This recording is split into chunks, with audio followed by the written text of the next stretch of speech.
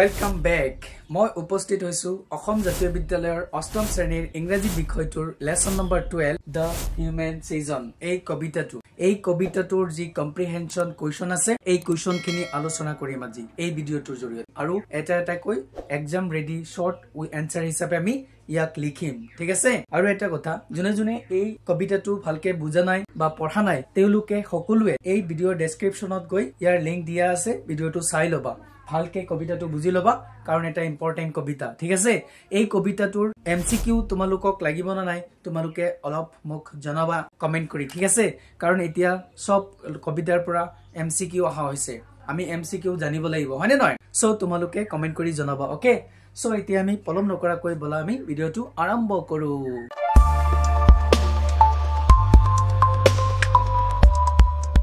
মৰমৰ ছাত্ৰছাত্ৰীসকল প্ৰথম প্ৰশ্ন আমাক কি কৈছে ইয়াতে যে answer the following questions in complete sentences তাৰমানে তলত উল্লেখ কৰা প্ৰশ্নবিলাকৰ আমাক কি কৰিব দিছে সম্পূৰ্ণ বাক্যত উত্তৰ দিব দিছে ওকে তাৰমানে এই কবিতাটোৰ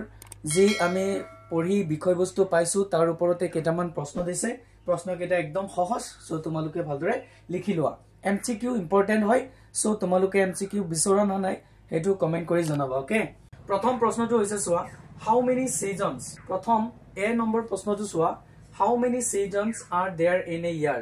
যে এটা বছৰত কেইটা ঋতু আছে বুলি কোৱা হয় তাৰমানে এটা বছৰত কেইটা ঋতু আছে আমি এটো সবেই জানো হয় নহয় আমি এটো সবেই জানো হয় নহয় এটা বছৰত কিমানটা ঋতু আছে ইয়াৰ আনসাৰ হৈছে সোৱা There are 4 seasons in a year যে এটা বছৰত 4টা ঋতু আছে হয়নে 4টা ঋতু আছে question number 20 সোৱা How has the poet described the spring season? যে কবিয়ে বসন্ত ঋতুটোক কি দৰে বৰ্ণনা কৰিছে বুজি পাইছানে কবিয়ে বসন্ত ঋতুটোক মানে স্প্ৰিং সিজনটোক বসন্ত ঋতুটোক কি দৰে বৰ্ণনা কৰিছে এই কবিতাটোক হয়নে সো ইয়াৰ আনসাৰটো হ'ব সোৱা The poet has described the spring season কবিয়ে কবিতাটোত এই বসন্ত ঋতুটোক বৰ্ণনা কৰিছে as the time of youth কবিয়ে এই কবিতাটোত বসন্ত ঋতুটোক যৌৱনৰ সময় হিচাপে কি কৰিছে বৰ্ণনা কৰিছে as the time of youth বুজি পাইছানে youth বসন্তৰ সময়টো কি হৰ লগত তুলনা কৰা হৈছে যৌৱনৰ সময়ৰ লগত ওকে full of strength মানে সম্পূৰ্ণ শক্তি সৌন্দৰ্য বিউটি and clear fancy আৰু উজ্জ্বল চিন্তাধাৰাৰ লগত তুলনা কৰা হৈছে বুজি পাইছানে তাৰমানে সম্পূৰ্ণ শক্তি সৌন্দৰ্য আৰু পৰিষ্কাৰ মানে উজ্জ্বল চিন্তাধাৰাৰ হৈতে তুলনা কৰিছে বসন্ত ঋতুটোক মানুহৰ যৌৱনৰ লগত ওকে সো কোৱেশ্চন নম্বৰ 3 টো সোৱা How has the poet described the winter season of a human life যে কবিয়ে শীত ঋতুটোক মানুহৰ জীৱনৰ হৈতে কেনেকৈ তুলনা কৰিছে How has the poet described কবিয়ে কেনেকৈ তুলনা কৰিছে the winter season শীত ঋতুটোক of a human life মানুহৰ এটা জীৱনৰ হৈতে কেনেকৈ তুলনা কৰিছে মাই ডিয়াৰ ষ্টুডেন্টস বহুত ইম্পৰ্টেন্ট প্ৰশ্ন পৰীক্ষাত এইবিলাক ডাইৰেক্ট কমন আহে সো তোমালোকে ভালদৰে প্ৰশ্ন উত্তৰ কিটা লিখি লবা ওকে সো আনসাৰটো হৈছে The poet has described the winter season as the time of old age and death যে কবিয়ে শীত ঋতুটোক মানুহৰ জীৱনৰ লগত তুলনা কৰিছে এইদৰে কি দৰে তুলনা কৰিছে সোৱা The poet has described কবিয়ে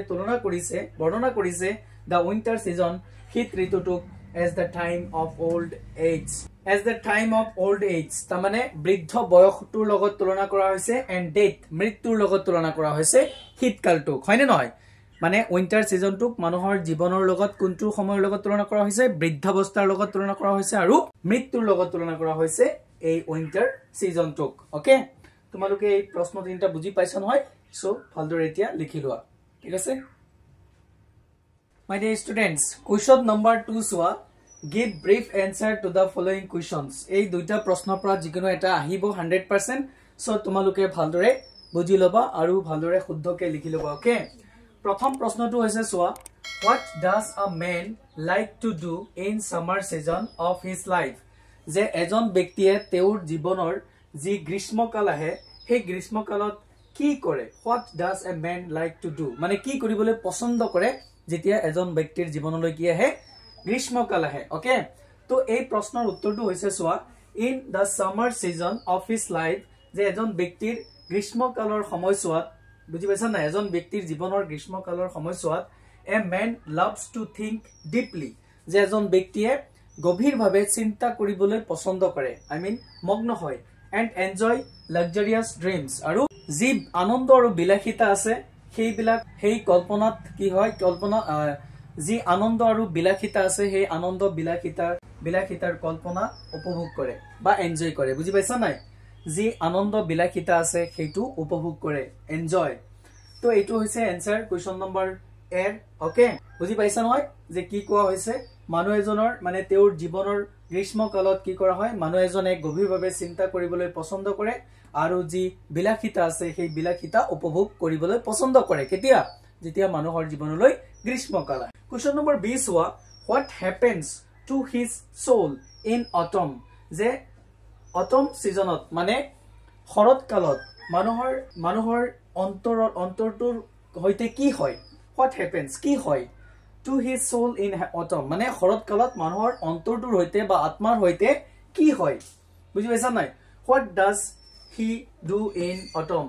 আৰু শৰৎ কালত তেও কি কৰে বুজি পাইছা what does he do in autumn মানে শৰৎ কালত মানুহে কি কৰে বা আত্মাটোৱে কি কৰে কোৱেশ্চন বিলাক অলপ ক্ৰিটিক্যাল কিন্তু আনসাৰ একদম ইজি এন্ড শৰ্ট তোমালোকে যদি ভালদৰে বুজি লোৱা তেতিয়ালে মনত ৰাখিব পাৰিবা মুখস্থ নকৰিবা মুখস্থ কেতিয়াও নকৰিবা অনলি জাস্ট খালি কি কৰিবা ভালদৰে বুজি লবলৈ যত্ন কৰিবা ঠিক আছে আনসাৰটো চোৱা ইন অটম মানে শৰৎ কালত কি হয় his soul becomes calm and contented শৰৎ কালত মানুহৰ আত্মাটো কি হয় শান্ত হৈ যায় and contented আৰু সন্তুষ্ট হৈ যায় contented মানে সন্তুষ্ট হোৱা বুজাই আছে যে শৰৎ কালত মানুহৰ আত্মাটো কি হৈ যায় শান্ত আৰু সন্তুষ্ট হৈ যায় okay he rests and watches life peacefully আৰু সেই সময়ত মানুহৰ আত্মায়ে কি কৰে মানুহৰ আত্মায়ে তেতিয়া জিৰণি লয় ৰেষ্ট মানে জিৰণি লয় and watches life peacefully আৰু জীৱনটোক শান্তিপূৰ্ণভাৱে কি কৰে চাই থাকে বুজি পাইছা শান্তিপূৰ্ণভাৱে জীৱনটো চাই থাকে বা উপভোগ কৰে ওকে এইখিনি হৈছে এই প্ৰশ্ন দুটাৰ উত্তৰ ঠিক আছে সো তোমালোকে যদি প্ৰশ্ন কেইটাৰ আনসাৰ ভালদৰে বুজি পাইছা তেতিয়া হলে দবাই লাইক কৰি দিয়া কাৰণ তোমালোকৰ এটা লাইকে মোক বহুত মোটিভেট কৰে আৰু বেছি কাম কৰিবলৈ মোক উৎসাহিত কৰে সো তোমালোকে এটা লাইক কমসে কম কৰি দিবা ঠিক আছে লাইক কৰিলে তো আৰু পইচা না লাগে তোমালোকে জাস্ট এটা লাইক কৰি দিবা ওকে সো তোমালোকে প্ৰশ্ন উত্তৰ কেটা ভালদৰে লিখি লোৱা মোবাইলটো সদায় এনেকে হৰাইজন্টেল কে লবা তেতিয়া লিখাবিলাক স্পষ্ট ক্লিয়াৰলি মানে বুজি পাবা okay my dear students question number 3 সোৱা find the words from the poem that rhyme with the following তলত উল্লেখ কৰা ওয়াৰ্ড বিলাকৰ rhyme word আমাক বিচাৰি উলিয়াব দিছে কবিতাটোৰ পৰা ওকে সো ইয়াতে আনসাৰ বিলাক লিখা হৈছে given word rhyming word from poem মানে তলত উল্লেখ কৰা দি থকা শব্দবিলাকৰ rhyming word লিখা হৈছে সোৱা প্ৰথমটো word হৈছে ইয়াৰৰ যেটো সাউন্ড এন্ড যি লেটাৰ মিল আছে হেখৰ উচ্চাৰণ মিল আছে বা হেখৰ letter logot mil ase so year tour hoise clear okay man span loves cubs wings things look broke misfeature nature so sound and letter mil thoka shobd bilake hoise rhyming word okay to ekhini hoise rhyming word my dear students tumaloke etia bhaldore likhilua to comprehension or ei kobitatur the human seasons এই কবিতাটোৰ কম্প্ৰিহেনশনৰ যি তিনটা question আছিল এই তিনিটা question মই ডিটেইলছত আলোচনা কৰিলো লগতে আনসাৰ বিলাক লিখিও দিলো সো এতিয়া তোমালোকে জনাবা মোক যে এই কবিতাটোৰ এমসিকিউ লাগিব না নাই যদি লাগে তেতিয়াহলে কমেন্টত জনাবা ওকে সো আজিৰ এই ভিডিওটো ইয়াতে শেষ কৰিব বিচাৰিছো press the bell icon for more educational videos keep learning stay confident thank you bye bye